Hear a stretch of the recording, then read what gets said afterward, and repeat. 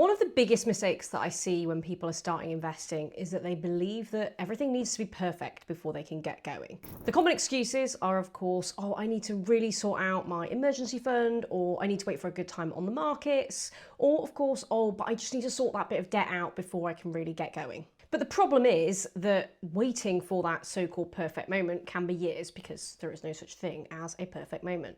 On the flip side, I then see people with quite high levels of debt who are thinking about starting investing when really it should be the case that they're perhaps prioritizing other parts of their financial picture.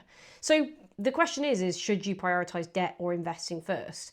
And really, the answer is a lot more nuanced than perhaps some financial content would have you believe. So in this video, I want to break it down in a simple, jargon-free way that hopefully takes into account your actual situation, because not all debt is the same, not all types of investing are the same, and not every financial situation is the same.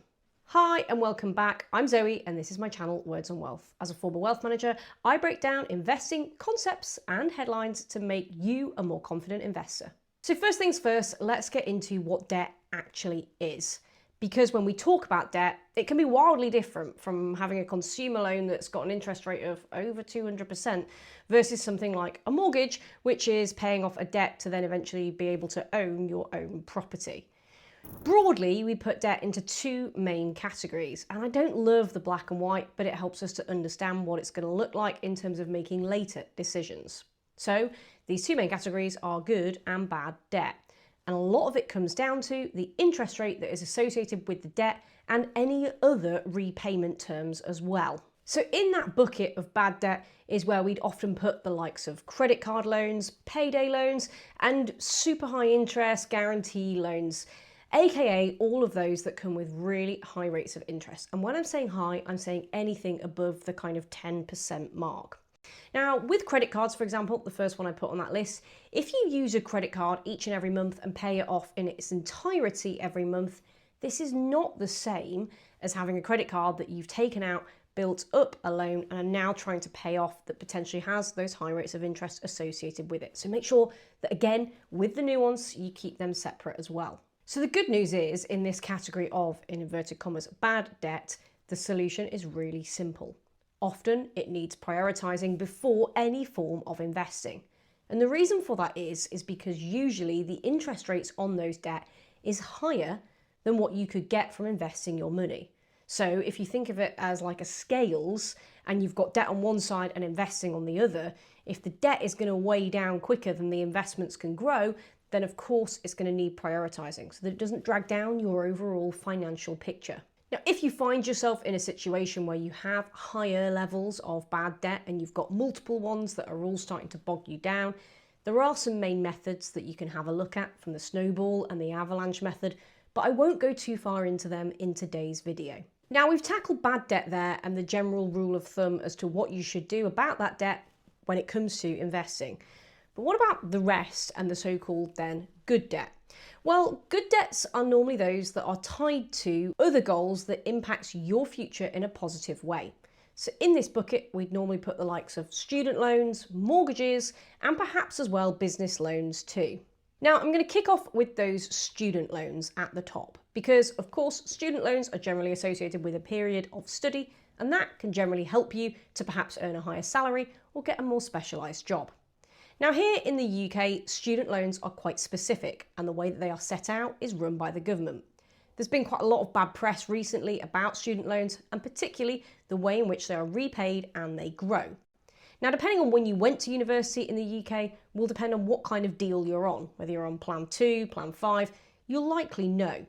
But the key thing to note about UK student loans is that the repayment terms still leave them in that good form of debt basket. So, aka, generally, they are not prioritised over investing. Now, the reason for that is all tied into the way that you pay it back. Because yes, there is higher rates of interest on them that you might think, well, hang on, that doesn't quite match up with what you just said about prioritising high interest rate debts over investing. But actually, when we look at student loans in the UK, you stop repaying them if you stop working and stop earning above the threshold, and they get wiped after a certain period of time. They also don't negatively impact your credit score. So when we're thinking about them as a debt, generally they can be done alongside investing. Now, student loans are different depending on where you are in the world. For example, in the US, they do often come with higher rates of interest because they're more like bank loans or other associated forms of consumer debt.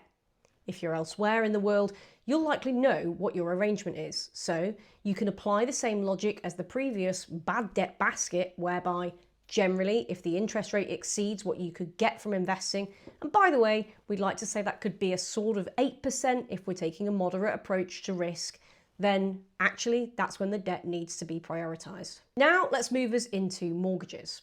Generally, as a recap, for anybody that's unaware, a mortgage is just simply a loan that is taken from a bank or financial institution to be able to buy a property.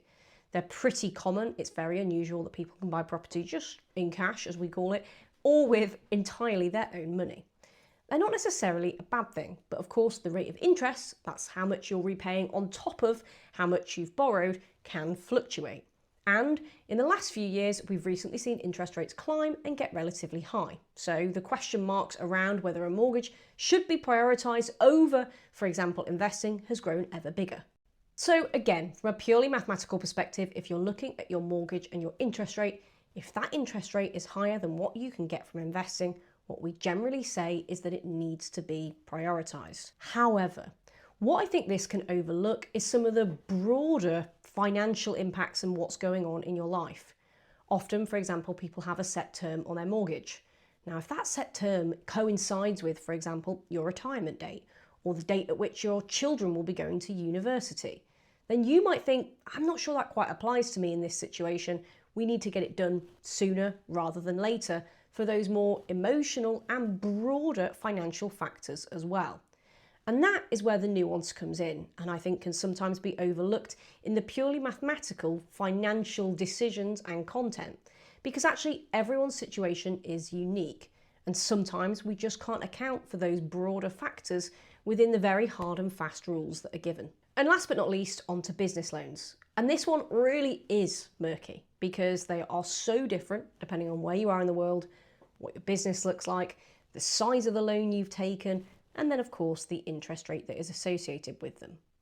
Often as well, it's advisable to keep wherever possible business finances relatively separate from personal finances. Now, the reason why I wanted to keep them in this basket as a good loan is because it is likely that at some point in the future you expect your business to grow and yield something for you.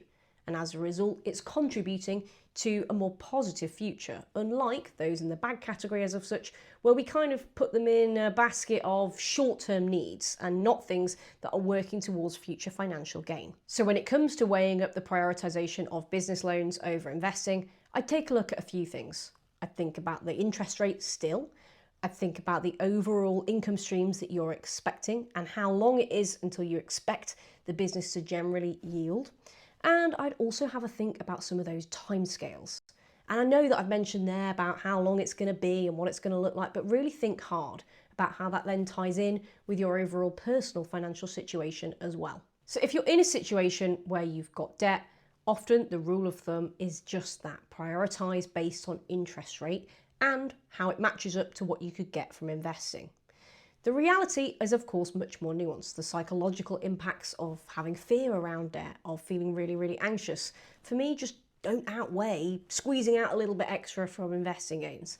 And only you will know yourself how exactly it is that you feel about that. And if you're still struggling to know when to get going investing, or it's still something you're putting off, that is then the biggest trap to fall into. So hold tight whilst I give you a super quick checklist for you to get going. Because when we're talking about investing, and crucially the power of compounding, the time that you spend in the market is so key for long-term growth. So missing out on months that then become years can have a huge impact further down the line. So here's the checklist. First and foremost, get your emergency fund in place. This is a reserve of cash of around 3 to 6 months of expenses that you can easily access. The reason why you need that is because you can't and shouldn't access investments over the short term. So the cash offers the buffer. The second thing to get in place is get that debt under control. Have a plan and work out what your priorities are. Take a look at whether it's in that bad, in inverted commas, debt or good debt, and work out what it is that you're doing in terms of the timescales and how you're going to manage both paying off debt, if it's there, along with the investing. And thirdly, and last but not least, have a think about that emotional, psychological side as well. It might not be an answer that comes straight away. It's definitely not one that you can find in paperwork or in a specific online tutorial, but it's one that you have to sit with and have a think about. How comfortable do you feel with managing the debt alongside investing? How comfortable do you feel with actually getting going with slightly higher risk investing depending on your time horizons? And that one can help to dictate the eventual steps that you take with both the debt and the investing as well. So should you pay off debt before investing? Sometimes yes, sometimes no. It depends on the debt, it depends on the investing, and it depends on you.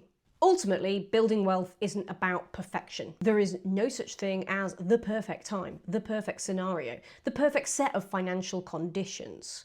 Actually, it's about building small and consistent habits over time that compound into something much greater. So if you like this video, do make sure that you like and subscribe, and let me know in comments where you personally sit on this debate. I'll see you for the next one, and bye for now.